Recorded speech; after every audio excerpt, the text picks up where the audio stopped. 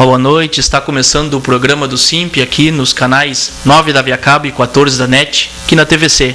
Este programa é de responsabilidade do Sindicato dos Municipários de Pelotas. O SIMP está localizado na Anchieta 279, os telefones 3028-7236, 3225-7236, o e-mail oficial do SIMP, simp@simpelotas.com.br. Quem quiser acessar o site do SIMP, ver as notícias recentes, www.simpelotas.com.br.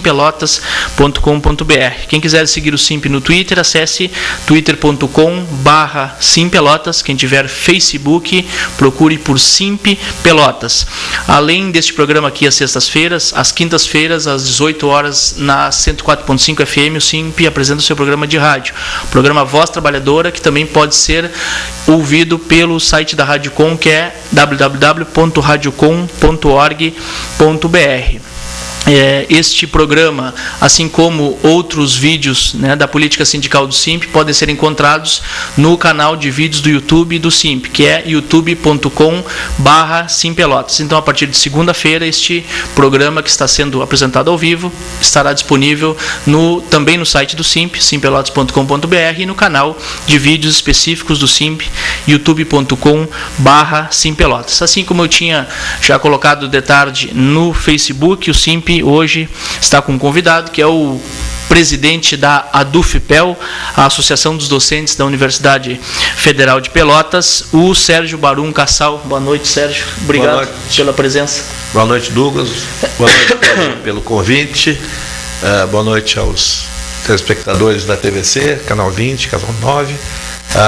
É um prazer estar mais uma vez aqui, não no programa do SIMP, que é a primeira vez, mas já outras vezes já tive outros programas aqui, fazia tempo que o canal aparecia. Obrigado pelo convite. Imagina, eu que agradeço, SIMP agradece.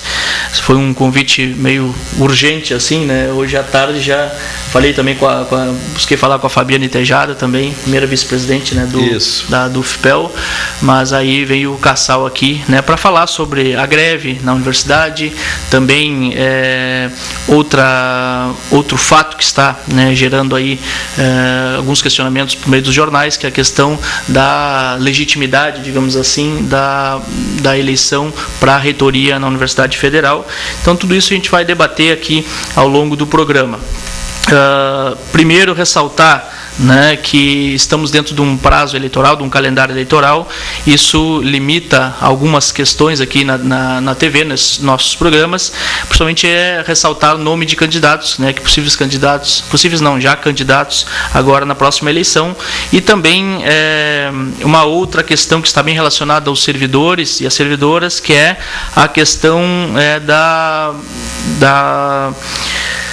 deixa eu achar aqui, a transferência dos servidores de local de trabalho. Está vedada neste momento, pelo artigo 73 da lei eleitoral, onde ressalta que, neste momento, está impedido de nomear, contratar ou de qualquer forma admitir, demitir sem justa causa, suprimir ou readaptar vantagens ou por outros meios dificultar ou impedir o exercício funcional, e ainda ex ofício remover, transferir, a questão de transferir servidores ou exonerar servidores na circunscrição do pleito nos 3 meses que o antecedem até a posse dos eleitos. Então, não é até somente o período, os dias da eleição, mas até o final do ano, sobre a penalidade de nulidade do direito, nulidade de pleno direito ressalvados. Então, hoje a gente colocou, o SIMP recebeu hoje 2 pessoas que foram transferidas de local de trabalho, ou também outros com a possibilidade de transferência de local de trabalho, e já o jurídico do SIMP, assim como toda a parte política, já está em prontidão, porque sabe-se que é um momento bem complicado em relação à perseguição, assédio moral, outras questões relacionadas ao período do calendário eleitoral. Então, quem tiver dúvida, entre em contato com um dos diretores do SIMP.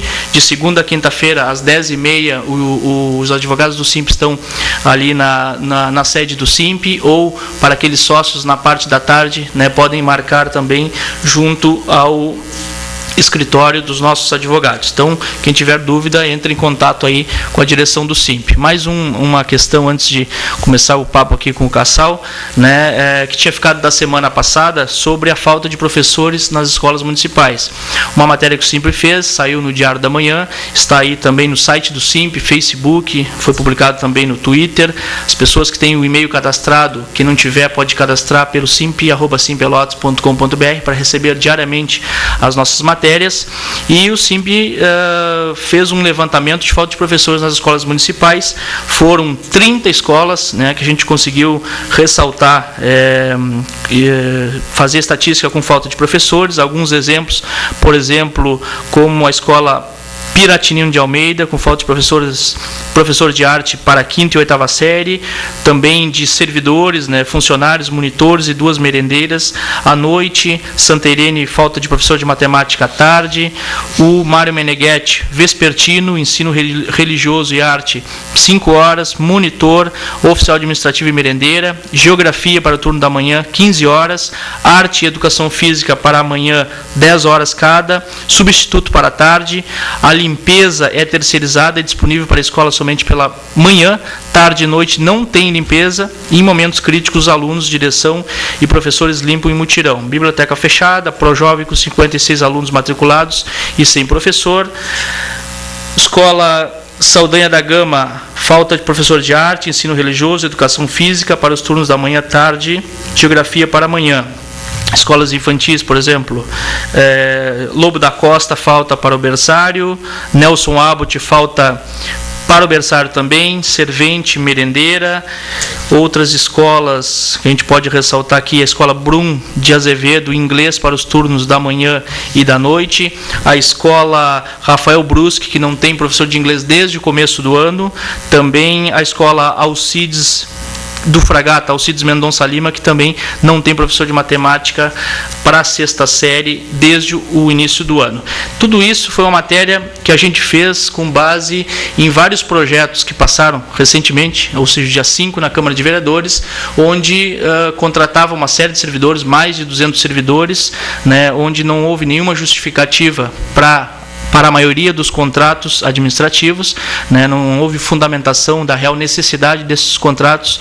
Inclusive o SIMP fez uma denúncia no Ministério Público, né, considerando esse uma forma eleitoreira de contratação, tendo em vista que onde havia a necessidade, nenhum professor foi contratado por meio de contrato administrativo, né, e tendo dúvidas também, né, de professores que ainda faltam a ser chamados pelo concurso público. Então essa matéria, com as demais escolas que eu não ressaltei aqui, cerca de 30 escolas, pode ser encontrada no site do SIMP, simpelotas.com.br. Então, para a gente passar aí para o Cassal, né, Cassal, 2 meses de greve, mais de 2 meses. Passou já um pouquinho de 2 meses de greve, considerando a greve nacional desde a sua deflagração.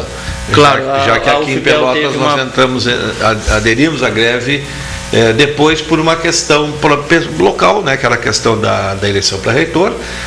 Nós optamos para só deflagrar a greve localmente após a eleição.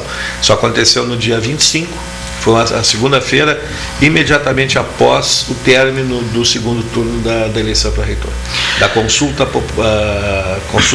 informal para a escolha do reitor. Certo.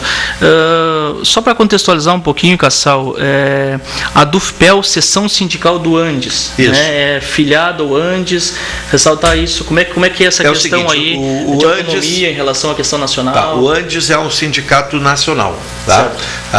Antigamente era uma associação, a Associação Nacional dos Docentes de Ensino Superior, porque os servidores públicos federais, ou os servidores públicos, de modo geral, não poderiam se organizar em sindicatos.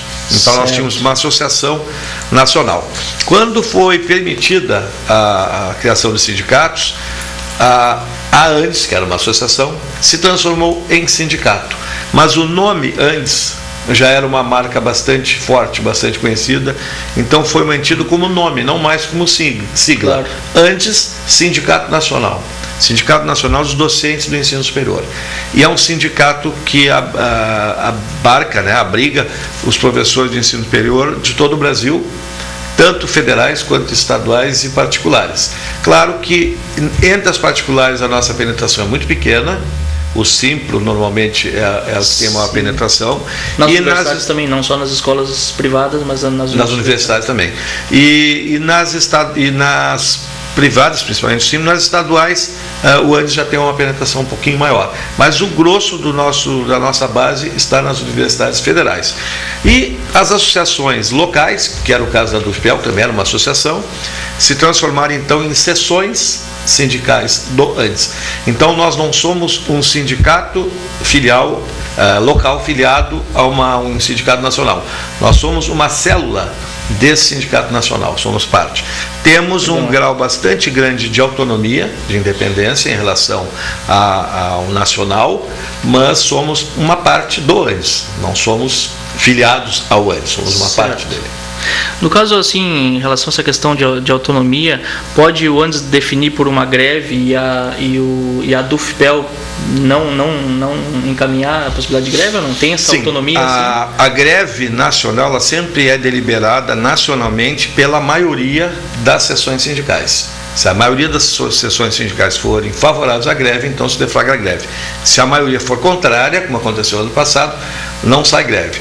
Agora, sendo decidido pela greve, não obriga as seções sindicais a aderirem. Cada uma vai realizar uma assembleia e deverá por ingressar na greve ou não.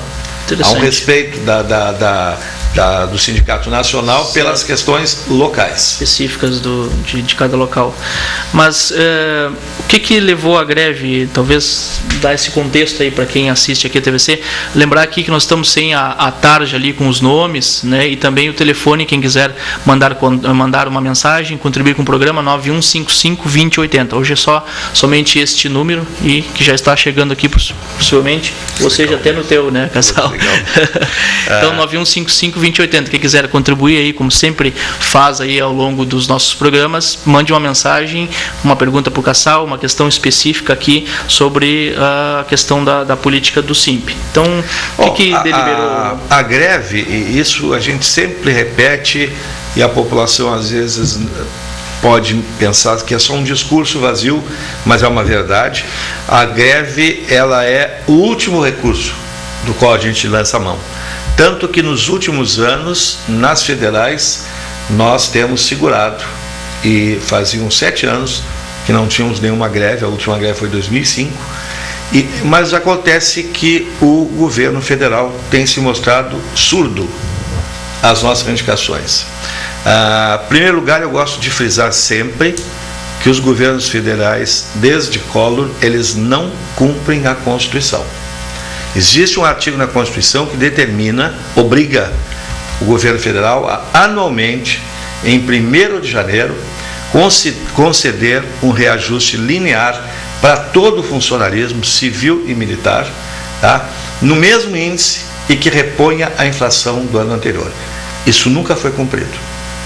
Além disso, além de não nos dar esse reajuste, o governo cria gratificações, estabelece novos cargos, altera o nosso plano de carreira, criando distorções muito grandes. Então hoje a nossa carreira está tão distorcida, existe tanta injustiça entre o que um ou outro recebe, que se nós reivindicarmos um reajuste linear, nós vamos estar só agravando as distorções que já existem. Então, por isso, nós queremos um novo plano de carreira, semelhante ao que já tivemos no passado. Então, essa é uma questão principal, plano de carreira. A segunda, valorização do trabalho docente. E a valorização do trabalho docente inicia pela valorização, pela melhoria do salário do docente. Para os ouvintes terem ideia, existem tabelas do próprio governo federal, onde estão listadas todas as carreiras do Executivo Federal, e se observa que das 40 e tantas carreiras diferentes que existem no Executivo, pegando assim de maior a menor, o professor de ensino superior, ele é o 4º de baixo para cima. Tanto se pegar o salário inicial da carreira, quanto pegar o valor topo da carreira, tá? pode dar uma pequena diferença, mas entre as 40 e tantas é uma das mais mal pagas, a ponto de criar uma contradição muito grande dentro da categoria, que é o que acontece o seguinte: um professor já com mestrado, doutorado, tal, em topo de carreira, os alunos dele, recém-graduados, se ingressarem numa carreira do executivo, dessas outras a que eu estou me referindo, ele poucos meses depois de graduado, depois de formado, ele apenas com o título de graduado, ele pode estar recebendo mais do que o seu professor em final de carreira com mestrado e doutorado. É uma distorção muito grande. E o governo discursa muito dizendo da importância da educação e de como o professor deve ser valorizado, mas na prática não o faz. Se as pessoas procurarem no YouTube, vão encontrar vídeos da atual presidente em campanha eleitoral, onde ela diz exatamente o que eu acabei de dizer, que para a maioria dos políticos a educação é prioridade durante as campanhas eleitorais, mas que depois a prioridade não é mais essa, e que ela iria realmente priorizar a educação. Não vou dizer que não tenha feito nada com relação à educação, houve uma grande expansão no ensino superior. Agora, essa grande expansão não foi acompanhada da necessária reposição das vagas que o quadro, tanto de docentes quanto técnico administrativo, já necessitava, como também ampliar esse quadro, também não foi pensado nisso. Então, aqui para pegar Pelotas como exemplo, o número de vagas, o número de matrículas na UFPEL triplicou num período de 5 anos. Triplicou. E o quadro praticamente o mesmo, tanto dos docentes quanto dos técnicos administrativos. Apesar de compra de prédio, de aluguel de prédio, de obras, etc. e tal, não existe ainda uma estrutura física que dê conta disso. E acaba sendo tudo improvisado. Muitos dos prédios que foram alugados para sediar salas de aula não têm as menores condições de uma sala de aula. A última assembleia que nós realizamos, nós fizemos no auditório do Instituto de Ciências Humanas. Vale a pena quem não conhece ir lá conhecer. Aquilo pode ser qualquer coisa, menos um auditório. Tem uma única porta, não tem nenhuma janela, tem uma acústica péssima, não tem uma tomada de energia. E é um auditório do Centro de Ciências Humanas ali, que reúne um número muito grande de docentes. Da mesma maneira, não tem bibliotecas, não tem laboratórios, etc. e tal. Então, estou falando no segundo ponto, quer dizer, é a carreira docente, outro, valorização do trabalho docente, que seria a questão salarial, e o terceiro, que eu já estou tocando também de leve, que é melhores condições de trabalho. Os professores não estão tendo condições de trabalhar. Há uma sobrecarga muito grande de aula, porque o número de estudantes aumentou muito, nos professores não. Há uma exigência de que o professor produza na pesquisa, que produza publicações, que produza revista, que produza livros, e ele não tem tempo para isso. Então os professores estão sobrecarregados. Inclusive há uma pesquisa em andamento em todo o Brasil, tentando identificar melhor, quantificar, mas está acontecendo um adoecimento muito grande entre os docentes nas universidades.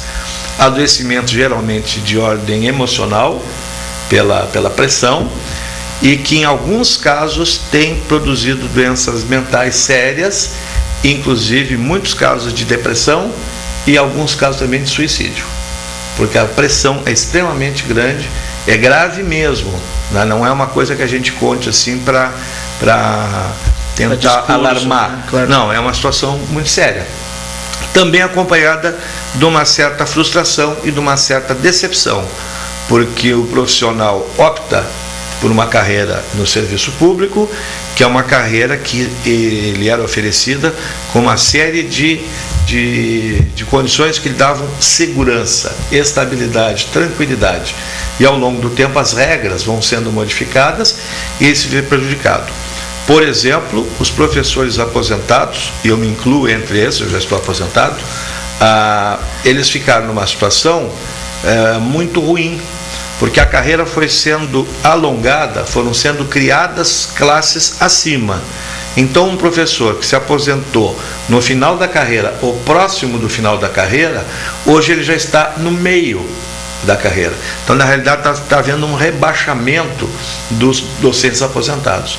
E isso é intencional, é uma reforma previdenciária feita por dentro e meio às avessas, meio na marra, né? Sem nenhuma alteração da Constituição, sem nenhuma modificação da legislação.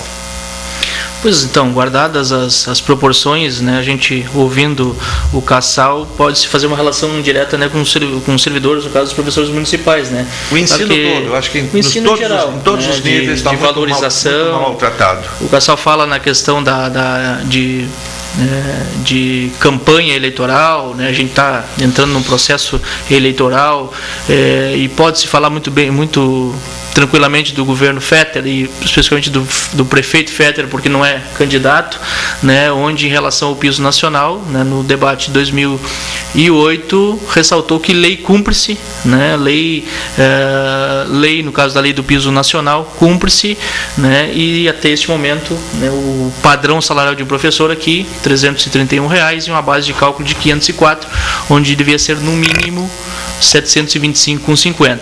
E em relação às condições de trabalho ou adoecimento da educação, dá para a gente falar dos professores, né, tendo base numa pesquisa que se teve aqui em Pelotas sobre o adoecimento dos trabalhadores da educação, mas estendendo aí aos servidores em geral, né, tendo em vista as péssimas condições de trabalho que a gente vem debatendo ao longo dos anos, né, todos sabem a realidade da Secretaria de Cidadania, todos sabem da estrutura, né, das unidades básicas de saúde, então dá para estender aí esse adoecimento não só, né, na questão da educação, mas a pauta se parece muito, né, em função de ao longo dos anos, né, embora hoje tenha a lei do piso nacional, né, que é sustentada pelo Supremo Tribunal Federal, mas não foi aplicada ainda tanto no governo estadual, né, quanto no governo municipal.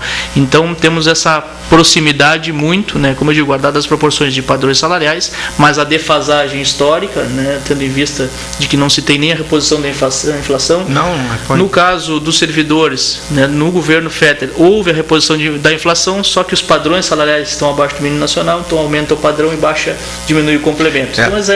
Então, eu queria destacar, Douglas, porque a imprensa nacional, especialmente a grande imprensa, deu muito destaque à proposta que o governo federal apresentou para os docentes na sexta-feira da semana passada. Ressalta em 45%, e é bom desmistificar isso aí, porque sempre a propaganda do executivo ela cola, né?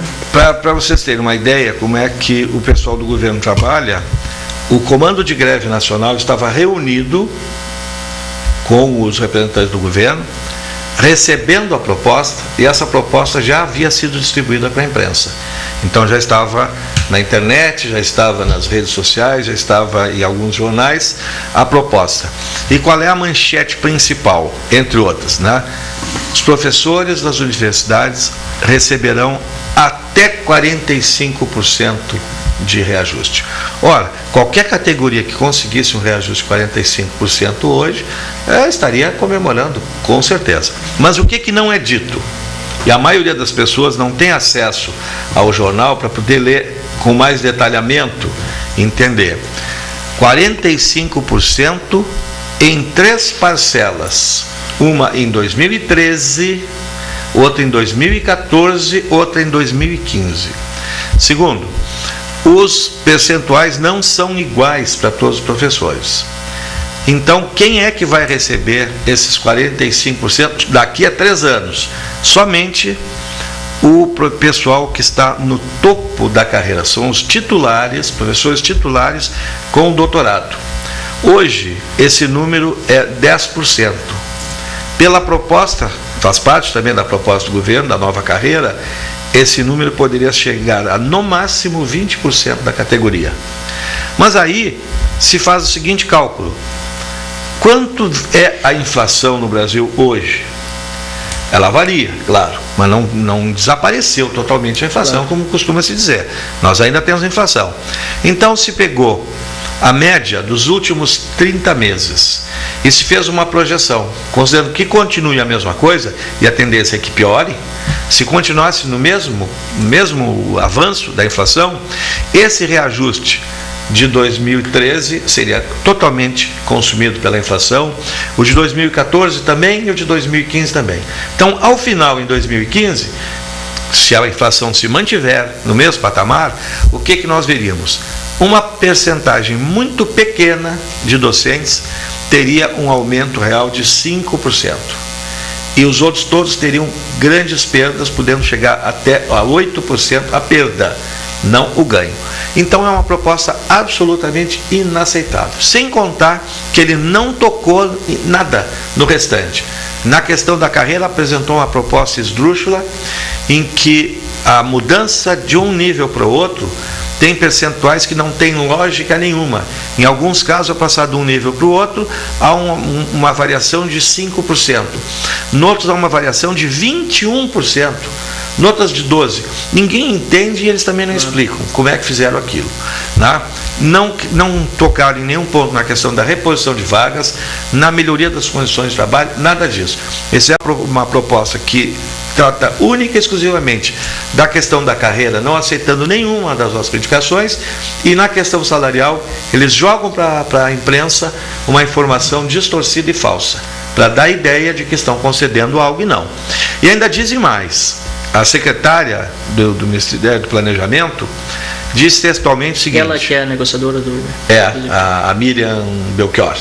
Ela declarou textualmente o seguinte, alguns talvez tenham visto na televisão: como é que o governo vai conceder benefícios para os servidores, o governo brasileiro, quando o governo espanhol, italiano, grego e tal está retirando benefícios? E aí ela dá assim, em tom de brincadeira, não sei onde é que as lideranças sindicais estão com a cabeça. Tá?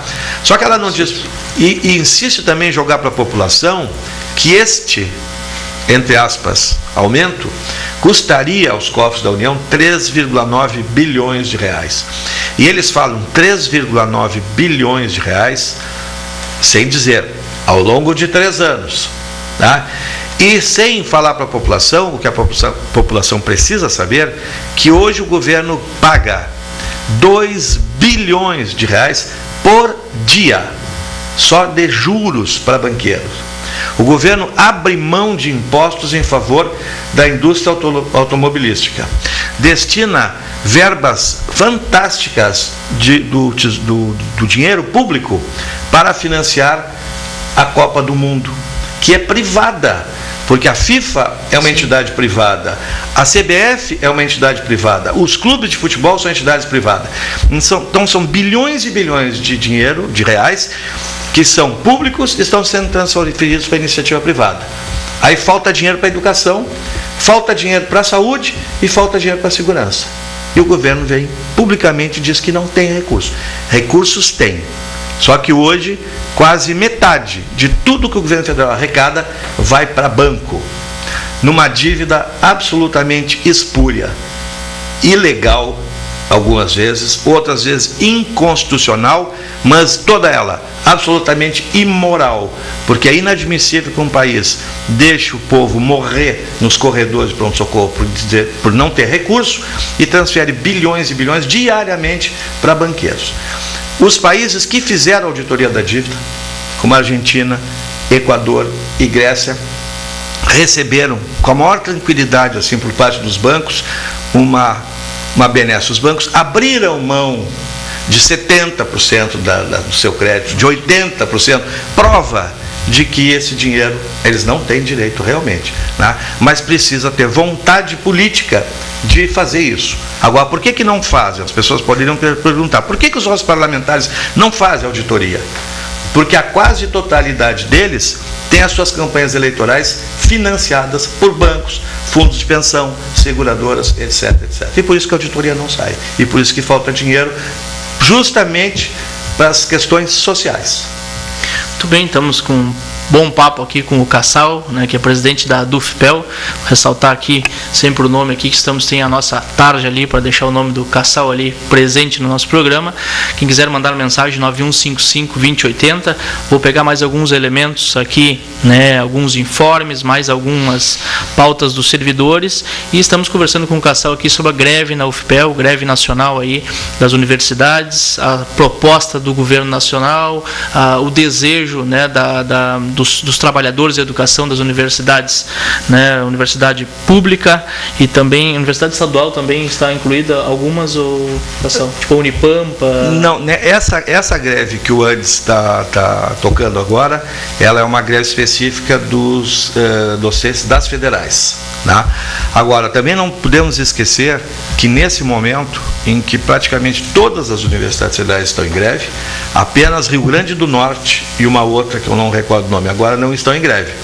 Mas vários institutos federais de educação também estão em greve, e essa greve tem também os servidores técnico-administrativos em greve e muitos estudantes também em greve. Então, uma greve das universidades, ela atinge os 3 segmentos.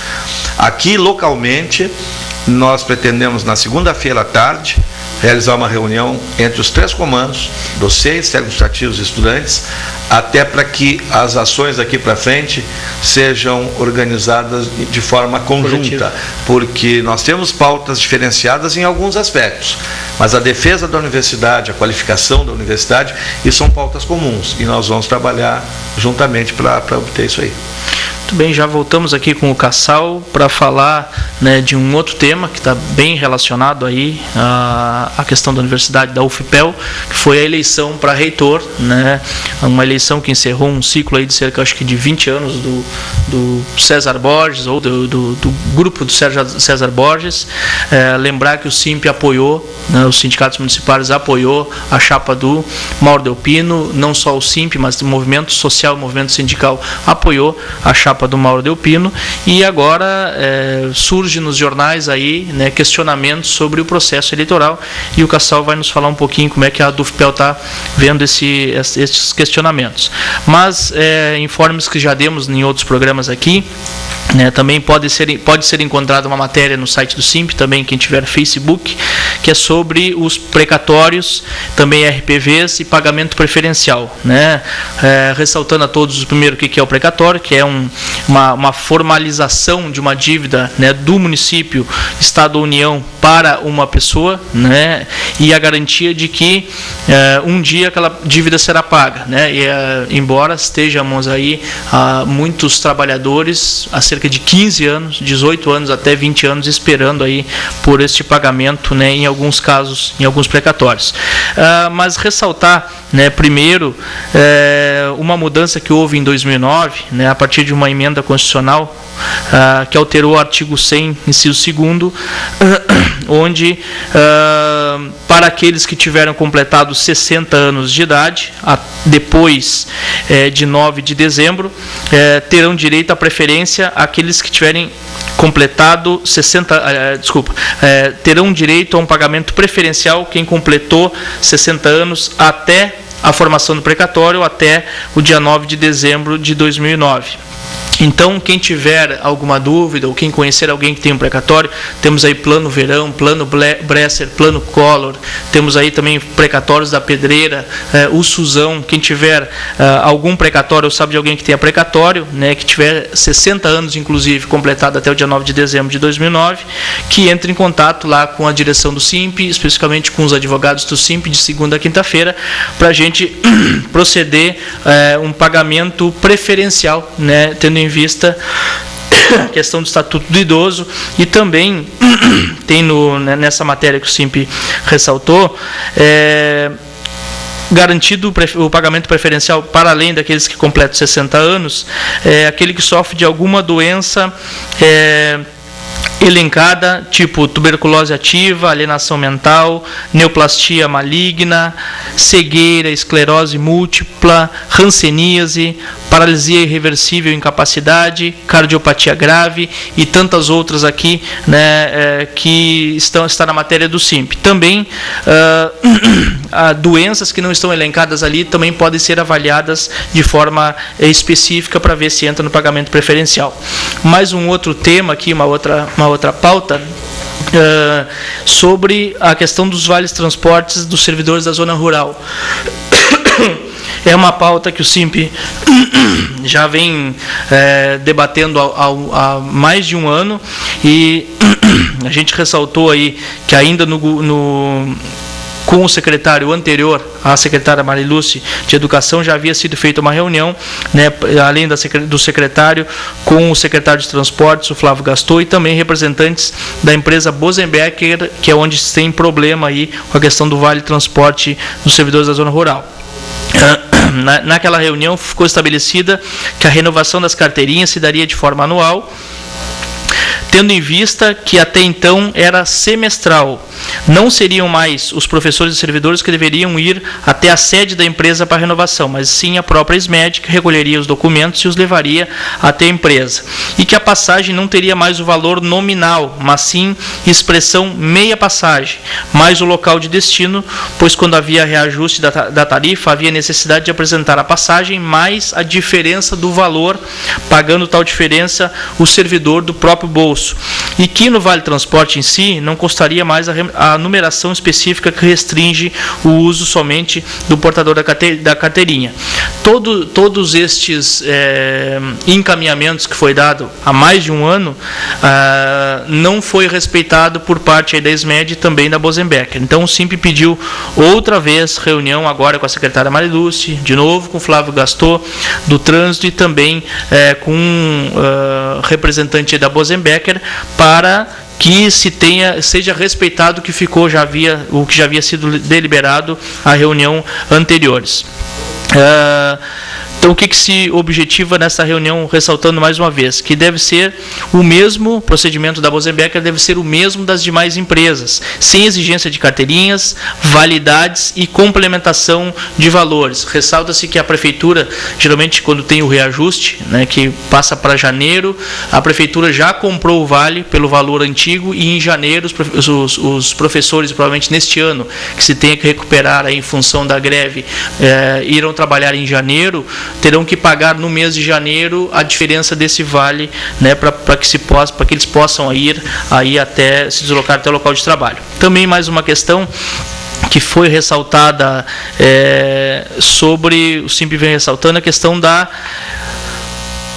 do pregão eletrônico, né, ou do leilão da folha de pagamento dos servidores, né? Lembrando a todos que há 5 anos atrás a folha de pagamento dos servidores foi leiloada, a Prefeitura Municipal pagou ao Banrisul 25 milhões, valor este que não traduziu em nenhuma melhoria, nem funcional, nem salarial dos servidores. Foi somente um caixa que a Prefeitura fez em cima da folha de pagamento dos servidores. Encerrando o contrato, 5 anos após, agora a Prefeitura tenta um outro novo leilão, né, buscando de novo fazer um caixa aí, sem nenhuma discussão com o SIMP. Sabe-se de outros locais que tiveram a folha de pagamento negociada dos servidores, debate entre sindicato e executivo. Parece que Capão do Leão teve uma discussão, né, onde se debateu assim, o que isso influenciaria na vida funcional e salarial dos servidores, a venda da folha de pagamento. Aqui em Pelotas não houve. Em novembro, final de novembro passado, a Prefeitura tentou fazer o leilão da folha de pagamento, não conseguiu. Saiu uma matéria no site da Prefeitura, no dia 6 de julho, sobre o pregão eletrônico, que seria realizado ontem às 9h30, porém, hoje a gente viu uma outra matéria aqui dizendo que o pregão será o dia 27, né, dia 27 deste mês, e quem der o maior valor, o banco que oferecer o maior valor é quem levará aí a folha de pagamento, né, da Prefeitura. Mas ressaltar também que existe, desde janeiro deste ano, a portabilidade bancária, que é o direito de todo, no caso aqui, todo municipário, mas também é direito de todo trabalhador, público ou não, que possui conta salário, criado exclusivamente para receber o pagamento, escolher o banco em que quer receber. Esta é a portabilidade bancária que tem gerado, né, algumas dúvidas. Então, ressaltando que, conforme a resolução 3402 de 2006 do Banco Central, está garantido ao servidor optar por receber o pagamento na instituição bancária de sua preferência, sem que seja necessário o pagamento de qualquer taxa, independente aí do leilão da folha ser destinado a um ou outro banco. Por isso, o servidor deve entrar em contato com a agência onde o empregador criou a conta, no caso hoje ainda o Banrisul, e no caso da Prefeitura de Pelotas com o Banrisul, e pedir a portabilidade para o banco que desejar receber. Para que se possa ser feita a portabilidade, é necessário que o funcionário mantenha a conta salário no Banrisul. Por isso, caso ele tenha modificado sua conta no Banrisul para qualquer outra modalidade, o primeiro passo será migrar novamente para a conta salário. Ressaltar que a conta salário será mantida no banco onde originalmente o pagamento é depositado, mas a instituição terá a responsabilidade de, sem custo algum, encaminhar o salário do servidor no mesmo dia do recebimento para a agência bancária por ele escolhida. Então, que também quem tiver dúvida, né, de segunda a quinta-feira, o advogado SIMP está ali, né, na sede do SIMP para tirar qualquer dúvida em relação a essa questão da portabilidade bancária, também de ser obrigado, né, a estar vinculado aí a quem comprar a folha de pagamento. Mas é um absurdo, né, Cassal? Porque 25 milhões há 5 anos atrás, provavelmente agora será mais milhões de reais, e a gente não percebeu nenhum investimento em valor real, né, na questão salarial dos servidores municipais. A gente recente estava falando na questão dos lucros absurdos dos bancos aí, né, que não interessam em nada na questão da discrepância que é na questão do serviço público, né? Mas, Cassal, vamos falar um pouquinho, né? São 20 aí para as 8, mais 20 minutos de programa, que tem gerado aí uma discussão por meio da imprensa, que seria possíveis irregularidades no processo eleitoral, né, da eleição para reitor da Universidade Federal. Como é que a DUFPEL está vendo isso? É tapetão ou não? Em primeiro lugar é o seguinte, é fácil de entender que a direção central, a reitoria de uma universidade é um núcleo de poder, né? Não apenas o reitor, mais os assessores e tal, são pessoas que, pela posição, pelos cargos que ocupam e tal, reúnem em torno de si um poder não apenas com relação à vida da universidade, mas de certa forma também até influindo em outras áreas da cidade, da economia, etc. e tal. E, obviamente, as pessoas muitas pessoas buscam o poder, buscam cargos, e muitas vezes também pessoas que detêm cargos não querem ceder. Isso aí é uma coisa que a gente sabe, que é assim. Bom, nós estamos prestes a terminar mais um mandato. O mandato do atual reitor vai até o final do ano e inicia o processo de escolha de um novo reitor. Bom, a DUFPEL, assim como outras tantas universidades, a UFPEL tem já a tradição de buscar a democratização da escolha de reitores. Então nós já fizemos várias vezes eleições para reitor com a participação da comunidade e por várias vezes tentamos fazer, mas forças de oposição a nós não permitiram, né? Criaram alguns tipos de embaraços, de tropeços, sabe que a eleição acabou não saindo. Mas nós já elegemos democraticamente, em processos idênticos a esse, vários reitores, ou várias reitorias. O professor Amilcar Gigante foi eleito num processo idêntico a esse. O professor César Borges, atual reitor, foi eleito por 2 vezes num processo idêntico a esse também. Então, o processo ele não tem absolutamente nada de anormal, de irregular ou de ilegal. Então, para que os nossos telespectadores entendam bem, porque vai haver gente tentando distorcer os fatos. A lei que regulamenta a escolha dos dirigentes, que regulamenta a escolha de reitores, ela é muito clara. Ela diz o seguinte, que o nome do reitor será escolhido em uma lista tríplice, eleita pelo colégio eleitoral, e o colégio eleitoral é o conselho universitário ou um outro colégio que contém o conselho universitário. Bom, então é o conselho universitário que elege o reitor. Ele elege uma lista tríplice e o presidente da República que tem a competência para nomear. Ou normalmente ele delega isso para o ministro da Educação, mas a competência é do presidente. Isso não foi contestado por nós em momento algum. Nós lutamos para que essa lei se modifique, mas no momento é a lei vigente. Bom, Mas a mesma lei diz o seguinte, que o Conselho poderá instituir uma consulta à comunidade. Se o Conselho instituir essa consulta, deve vigorar na consulta a mesma coisa que vigora no colégio eleitoral, ou seja, o voto dos professores tem peso de 70%. Se o Conselho Universitário conduzir essa consulta, o voto dos professores tem que ter 70%. Isso é o que diz a lei. Mas a própria legislação admite, tá, a consulta informal. Isso não está no corpo da lei, está em notas técnicas emitidas pelo Departamento Jurídico do MEC.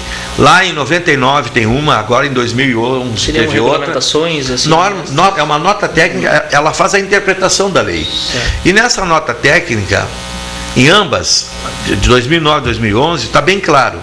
Se a consulta à comunidade, uma consulta informal à comunidade, que é o que nós fizemos, for conduzida pelas entidades que representam a comunidade universitária, e aqui foi o caso, a DUFPEL, a ZUFPEL, a DCE, essa consulta poderá ser normatizada como as entidades quiserem. Então nós podemos fazer a eleição do jeito que quisermos, é uma consulta informal. E a lei, essa nota técnica ainda diz explicitamente que neste caso a adoção do voto paritário não fere nenhum dispositivo legal. É o que nós temos. Foi assim quando se elegeu Amilcar Gigante, foi assim quando se elegeu César Borges a primeira vez, foi assim quando se elegeu César Borges a segunda vez. Tá? Uma eleição com a participação de toda a comunidade, organizada pelas entidades com voto paritário. Outra coisa, as normas, o regimento eleitoral da consulta foi feito por quem? Pelas 3 entidades. E aí foi constituída uma junta. Essa junta é formada por quem? Representantes das 3 entidades. E acompanha as reuniões da junta os representantes das chapas que se inscreveram no processo.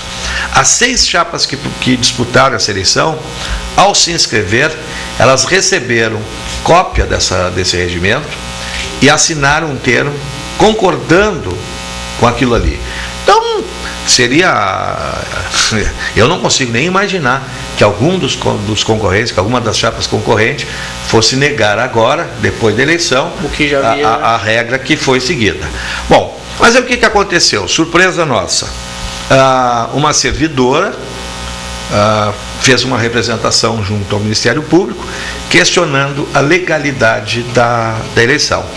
E ela cita o fato de que o Conselho Universitário, no entendimento dela, seria um dos autores, um dos realizadores dessa consulta. Olha, todo mundo sabe em Pelotas que o Conselho Universitário da UFPEL não se reúne desde novembro. Embora o regimento interno, embora o estatuto da universidade estabeleça que o Conselho deve se reunir ordinariamente, no mínimo uma vez a cada 3 meses, não tem sido essa a prática do atual reitor. O Conselho tem passado períodos muito grandes sem se reunir. Agora mesmo, desde novembro, ele não se reúne. Quando é que aconteceu a eleição? Foi de abril para cá. A elaboração das normas também. Não teve participação nenhuma, absolutamente nenhuma do Conselho. Nós, os organizadores disso, conversamos com vários conselheiros individualmente, buscando o comprometimento político de cada um deles, para que depois, quando o conselho se reunisse, reconhecer o processo e reconhecer a vontade da comunidade. Isso é uma coisa, é um compromisso político com as pessoas que fazem parte daquele conselho. O conselho formalmente jamais participou. E essa servidora que tenta criar uma aura de ilegalidade nesse processo, ela ainda faz mais. Ela compara a nossa consulta com o processo eleitoral que aconteceu na Universidade Federal do Espírito Santo. E que lá sim houve uma intervenção da Justiça, através do Ministério Público, interrompendo o processo, porque era em 2 turnos também, e a recente tinha acontecido primeiro, considerando o processo ilegal. Mas ele não era ilegal pelo fato de ter voto paritário. Ele era ilegal porque foi o Conselho Universitário que estabeleceu um regramento para a consulta admitindo o voto paritário. Mas se foi o Conselho que fez, ela é uma consulta formal, e aí não pode ir contra a lei. E a lei diz que o peso é 70%. 70% do peso dos docentes. A consulta informal pode, porque ela não é oficial. E aí é uma consulta. A finalidade é mostrar, deixar para toda a sociedade sabendo o que a comunidade universitária escolheu, o que ela quer. E contar com o entendimento, com a clareza, com a democracia, com a honestidade dos membros do Conselho, de seguir a referência dada pela comunidade e eleger uma lista tríplice conforme a comunidade indicou. Tem uma pergunta aqui, Cassal, que é exatamente dizendo isso. Pois não. Eu sou servidor público também municipário, mas aluno da UFPEL. E perguntou se tem um prazo para o Consum se reunir após essa consulta que tu falou aí, se existe um prazo para eles estabelecerem se vão respeitar isso ou não. Não. Por se tratar de uma consulta informal, ela não está vinculada, não tem nenhuma vinculação ao Conselho Universitário, nem o Conselho Universitário está vinculado a isso. A organização da consulta, representada pelas 3 entidades, a Comissão Eleitoral, encaminhou à reitoria uma correspondência informando sobre a conclusão do processo, o resultado final, e solicitando que o Conselho fosse chamado, convocado o mais rapidamente possível para eleger a lista tríplice. Tá? Por que nós gostaríamos que isso fosse feito imediatamente? Exatamente para que a gente conclua essa questão eleitoral, fica definida. Tá? E evitar também que acontecesse o que já está acontecendo. Quer dizer, começam a surgir boatos, começa a surgir esse tipo de acusação totalmente infundada de parte de pessoas que têm algum tipo de interesse no poder, algum tipo de interesse na manutenção da situação. Tá? A eleição foi muito... Acho que a sociedade pelotense toda acompanhou, debates abertos, debates com ampla participação, todas as regras extremamente claras, a imprensa deu uma cobertura muito boa, tal.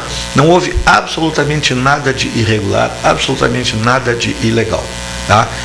Mas alguém tem interesse em mudar a regra do jogo, alterar principalmente o resultado, porque a servidora que faz essa representação, ela, embora considere que a consulta foi ilegal, ela propõe que seja aplicado o percentual 70-30, né? Isso alteraria o resultado da eleição. Então, se o processo é ilegal, ele não vale. Agora, é ilegal desde que... aí fica complicado, fica muito complicado. Nós estamos muito tranquilos, até para que fique claro, não é um processo ainda. Houve uma representação junto ao Ministério Público e o Ministério Público houve por bem ouvir as partes que são citadas. Então, fomos citados a DUFPEL, a ZUFPEL DCE, recebemos cópia do processo, né? Já nos reunimos, analisamos. O processo, em alguns aspectos, ele chega a ser ridículo, literalmente ridículo, tem muita bobagem escrita ali. Nós já fizemos um primeiro esboço ali da resposta que vamos dar, mas apenas para respeitar um formalismo que nesse caso é necessário, nós encaminhamos esse documento à nossa assessoria jurídica para examinar, fazer alguma correção que achar por bem, né? Então depois encaminharíamos ao Ministério Público, tendo certeza que isso não vai gerar processo nenhum, porque não existe nenhum ponto ali a ser contestado. Muito bem, estamos aqui com o Cassal, que é presidente da DUFPEL, né? Tem mais uma pergunta aqui, né, que pergunta sobre a greve. Eu vou primeiro pedir para o Birinha colocar um vídeo aí, pode ser os 2 primeiros vídeos, Birinha, que é da reunião que o SIMP fez com os agentes comunitários de saúde, e aí após passa para o Cassal aqui já fazer sua despedida, respondendo uma questão aqui sobre a greve. Também tem uma assembleia geral em breve, né, Cassal? Quarta-feira. Dia 25, né? Dia 25 temos mais uma assembleia da greve no auditório da Faculdade de Direito. Maravilha. Então, Birinha, se puder botar os vídeos aí. 14 horas. 14 horas. Essa foi uma reunião que o SIMP fez com a comissão de representantes dos nossos agentes comunitários de saúde, onde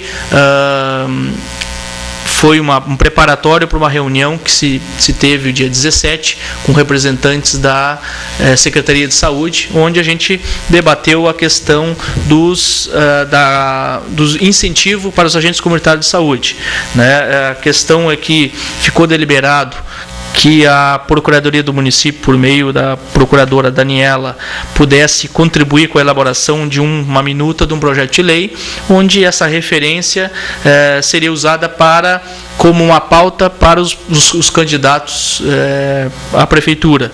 Então, vamos debater ainda sobre essa minuta, por exemplo, a forma de reajuste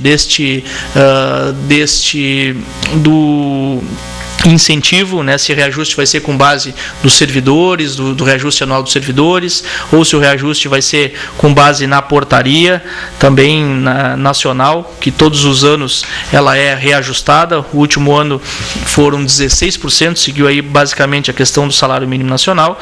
Então, serve como referência e uma próxima reunião está agendada em breve. Aí a Procuradora Daniela, onde contribuiu aí com esta minuta do projeto de lei, e também ficou em aberto aí a gente discutir emendas nele, como por exemplo a questão da forma de reajuste que eu já ressaltei. Uma próxima reunião também está agendada com a nossa comissão, né, de agentes comunitários de saúde, onde a partir da assembleia que teve no mês passado, né, com uma grande participação dos agentes comunitários, nessa assembleia a gente discutiu uma pauta dos agentes para também ser referência para debate com os candidatos a prefeito. Assim será feito, né, para além dos agentes comunitários de saúde, que já tem uma referência de pauta, outras assembleias setoriais, né, com a saúde, com a cidadania, com os outros segmentos da categoria, para que a gente possa formular aí uma pauta para os debates, né, inclusive já estamos reunindo aí para fazer uma proposição de dias para o debate de primeiro turno e também de segundo turno, se assim suceder. Mas estamos aí no final do programa. Vou pegar aqui a pergunta para o Cassal, que é exatamente de uma perspectiva de duração da própria greve, né, Cassal? Tendo em vista aí a discrepância entre o valor oferecido, né, pelo Executivo, né, pelo que eu percebi aqui, a pessoa entendeu muito bem o que significou isso aí, com base também na tua explicação, e também dos objetivos, né, da própria categoria, né? Nós temos convicção de que se o governo quiser atender às nossas indicações, ele tem como atendê-las, se quiser. Na realidade, hoje existe uma situação muito estranha no país. O Ministério da Educação, que é quem manda nos estabelecimentos de ensino federal, etc. e tal, na realidade, ele só tem competência para tratar da questão educacional em si. Quando se trata da parte organizacional dos servidores da educação, tanto docentes quanto técnicos administrativos, e quando se trata da questão carreira, salário e etc., quem tem poder é só o Ministério do Planejamento. Então, nessas negociações todas, o Ministério da Educação, ele é secundário, ele apenas acompanha, ele opina, mas ele não decide nada. E o Ministério do Planejamento é que tem todo o poder na questão servidores, na questão dinheiro, né? E eles não sabem como funciona a educação no Brasil. Eles não têm a menor ideia de como a coisa se organiza na universidade.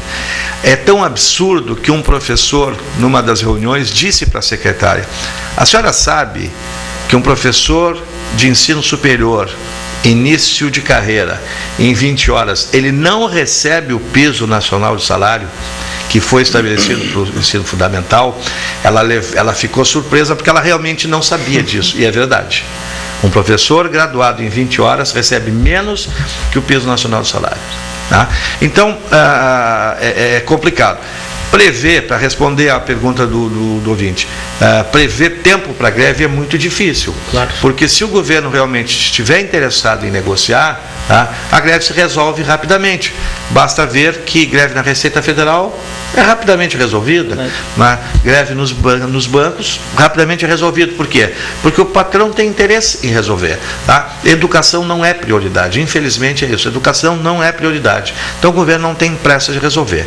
Mas, como estamos em ano eleitoral, uma greve com a totalidade das universidades, a maior greve que o ensino federal desse país já viu, é impossível o governo ficar insensível a isso. Então nós acreditamos que talvez já na reunião marcada para terça-feira possa surgir algum avanço. Com relação aos técnicos administrativos, também houve a promessa de uma reunião onde possivelmente seja apresentada uma proposta. Acho que alguma coisa eles vão ter que ceder.